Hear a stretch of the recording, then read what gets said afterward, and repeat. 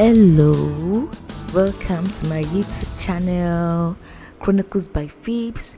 Kindly like, subscribe, drop a comment after this story. I'll really appreciate that. So let's get straight into the video.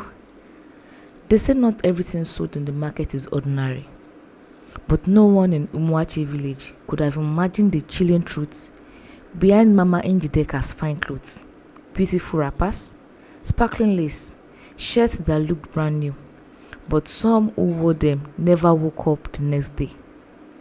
What if I told you those clothes came from the dead?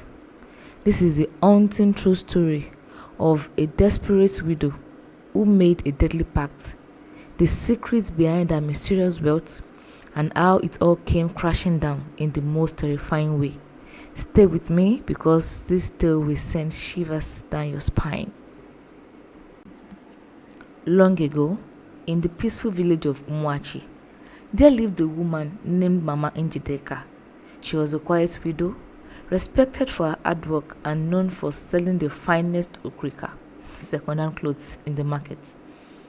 Her store was always filled with beautiful wrappers, lace gowns, and embroidered shirts that looked almost brand new. People whispered in admiration, saying, Mama Njideka has the best eye for quality. Others, especially the women, praised her. If you buy from her, you will dress like a city madam. But what no one knew was that Mama Njideka had made a dark deal with the dead.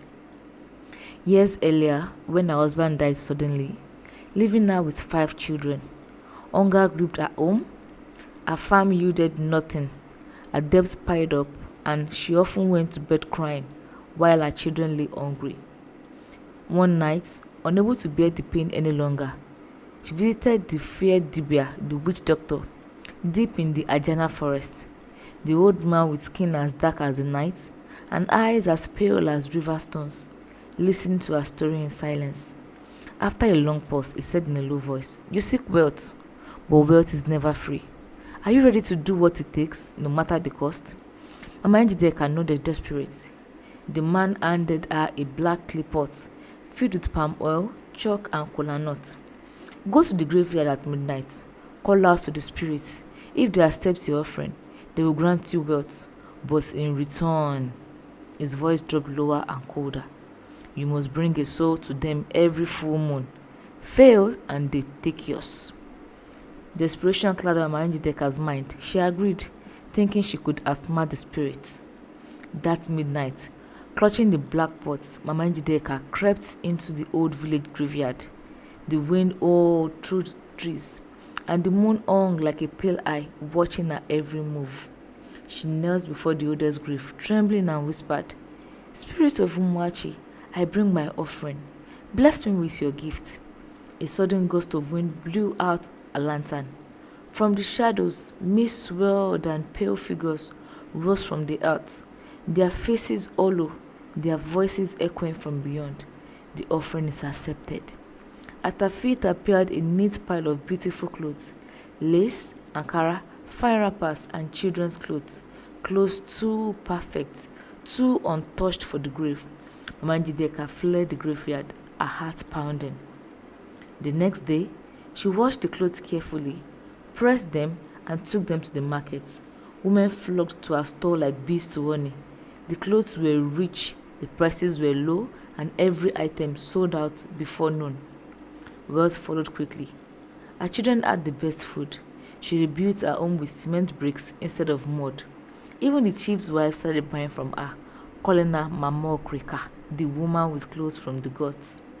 No one questioned where the clothes came from, but the spirits were waiting. The full moon arrived, casting a cold silver glow over Umwachi. That night, as Mama Njideka lay in bed, a shadow entered her room, though the doors were locked. It was a spirit, tall, pale, with empty eyes. Njideka, it whispered, the time has come, a life must be given, or we will take you. Fear gripped her. She couldn't harm a human. So the next morning, she went into the forest and captured a large black goat. At midnight, she returned to the graveyard, slit its throat, and let the blood soak into the earth. The spirits accepted it, only for a while. Months passed and her wealth grew, but the spirits were becoming restless. When she sacrificed another goat, the earth rumbled and a voice hissed, "No more animals, we thirst for human blood." Mama Njideka panicked. She couldn't bring herself to kill anyone, but the spirits won't wait forever. One market day, a young man named Obina bought a fine white shirt from Njideka's store. He wore it proudly to the village festival. That night as he slept, his mother heard him whispering in his dreams, "It's so cold, I heard him calling, so cold." By morning, Obina was dead. The villagers mourned him, but no one connected his death to Mama Njideka's clothes. Strange things began happening. A baby girl died suddenly after her mother dressed her in a wrapper bought from Mama Njideka. A trader fell ill after wearing one of the shirts and died within days. Children also spoke of seeing pale figures watching them from the shadows near the market. Yet nobody suspected her. They called it village sickness. The spirits were not satisfied with random deaths anymore.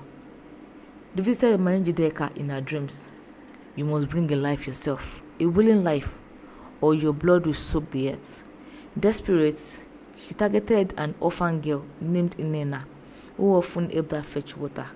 Inena was kind, trusting, and had no family who would ask questions. One evening, Mama Njideka invited Inena to her home.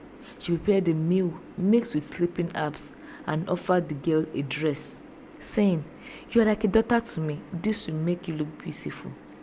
But as Inena admired the dress, she noticed something odd. On the hem was a faint red stain, blood.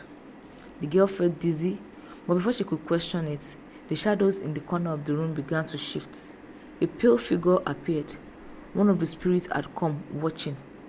Terrified, Inena ran from the house, screaming. The next day, the chief priest was called. He went to Mama Njideka's store, touched the clothes, and his face darkened. "These garments smell of the grave," he whispered. "They belong to the dead." That night, the villagers followed Mama Njideka secretly. As she crept to the graveyard, they watched her pour palm oil and chant in a trembling voice. Suddenly, the ground cracked open, and pale hands emerged. The spirits were furious. "You have failed us, Njideka. No sacrifice tonight. Your time is up." Before the villagers could intervene, the spirits dragged her, screaming, into the earth. The soil closed, leaving only a red scarf behind. From that night, no one dared wear clothes from the dead again. The spirits of Umwachi had taken their final payment. Thank you for listening to this story. Please drop your likes, comments, and also subscribe to this YouTube channel. See you in the next video.